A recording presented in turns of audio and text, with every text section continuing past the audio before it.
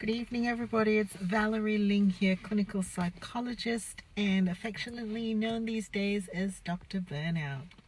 I want to talk about a really important distinction between burnout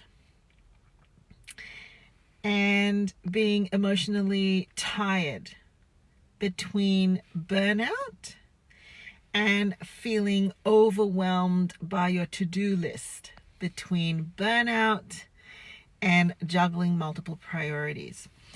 I think burnout is getting thrown around as a phrase that is almost becoming a kind of a colloquialism to indicate that someone is tired or that someone is juggling a little too much on their plate.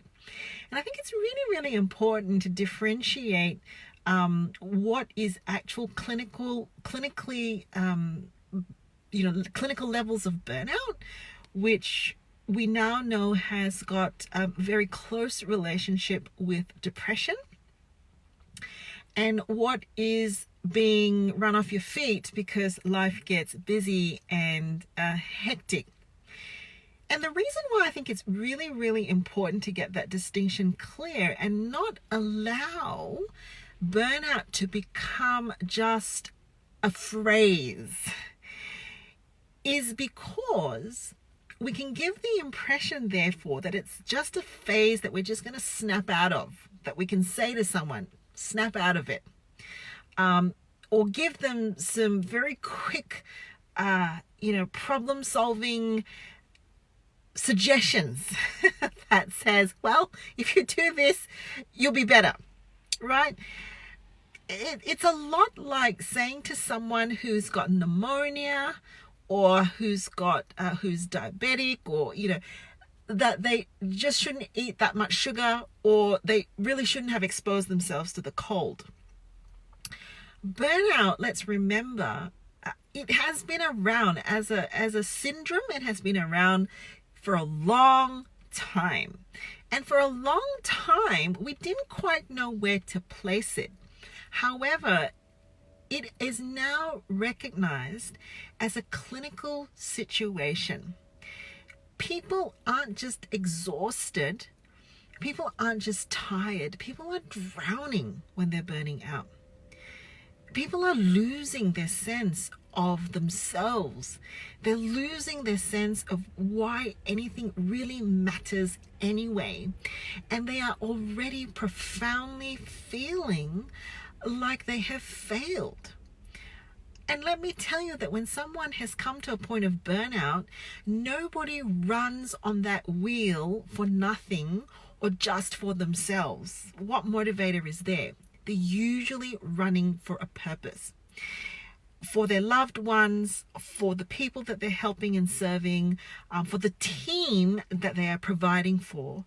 And so burnout already comes with a sense of profound failure. And so if we trivialize it, and if we come up with colloquialisms that just akin it to, oh, well, if you do this, you'll feel better, we will just make people feel worse. Like they were right and correct to feel worthless and a failure to begin with. We must stop that. We need to stop that. Now, a message for those of us who are actually recognizing that they're coming to levels to burnout. Kudos to you. You are the brave one.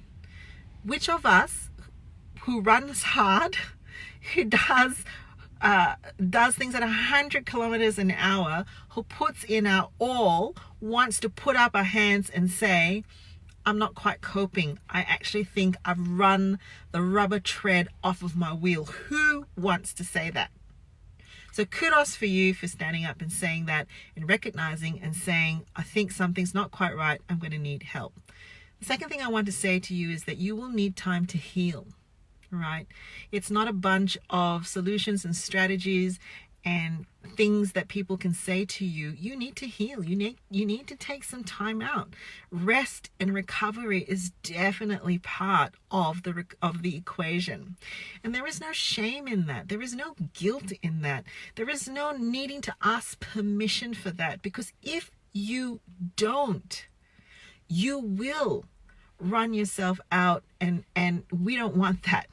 All right? So sympathy, yes.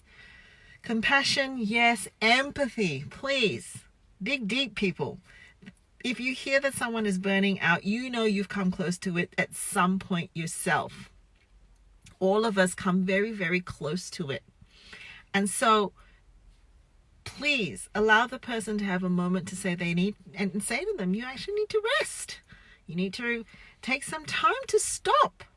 That's not being self-indulgent. That's actually being wise. There is profound wisdom in that. So number one, you will need time to heal.